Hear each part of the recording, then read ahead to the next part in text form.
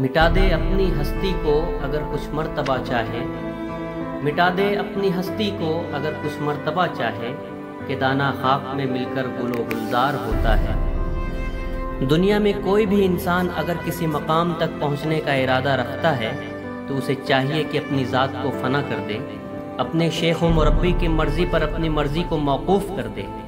ہیرا اپنی چمک دمک اور قیمت کے لحاظ سے سب سے قیمتی پتھر ہے، لیکن اس کی چمک و خوبصورتی یوں ہی نہیں اسے مل جاتی، بلکہ اس کے لیے بار بار کٹنا پڑتا ہے، آلات کی رگڑیں سہنی پڑتی ہیں، چوٹوں کو برداشت کرنا پڑتا ہے،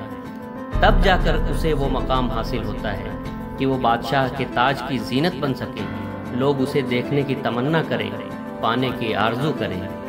اسی طرح زندگی میں بھی کامیابی، عزت، مرتبہ، شہرت اور مقام مشکلات کے بغیر حاصل نہیں ہوا کرتے ہیں۔ ایسا ہی ایک نوجوان آج ہمارے درمیان موجود ہے جس کی زندگی بھی مشکلات و مصائب سے عبارت ہے، مگر اس نوجوان کی خاص بات یہ ہے کہ اس نے اپنی مشکلات کو اپنی کمزوری بنانے کے بجائے حالات کا ہر طرح سے مقابلہ کیا۔ یہی وجہ ہے کہ آج یہ نوجوان مرچنٹ نیوی جیسے اہم ترین شعبے میں اپنی جگہ بنانے میں کامیاب ہوا۔ بھیونڈی جیسے پسماندہ علاقے سے تعلق رکھنے والے اس نوجوان کا نام خان جنید التمش ہے۔ پرشورام ٹاورے اسٹیڈیم میں گرمی کے سخت دنوں میں محنت و مشقت کرنا، رین کوٹ پہن کر چربیوں کو گلانا اور بعد میں گھر اور اپنوں سے دور مختلف ممالک کے ساحلوں کے قریب مرچنٹ نیوی کی ٹریننگ حاصل کرنا اسی انسان کی بس کی بات ہے جس کے اندر ہمت، حوصلہ، لگن اور جذبہ ہو، جس کی نگاہیں صرف ہدف پر مرکوز ہوں، جس کے ارادے مضبوط ہوں۔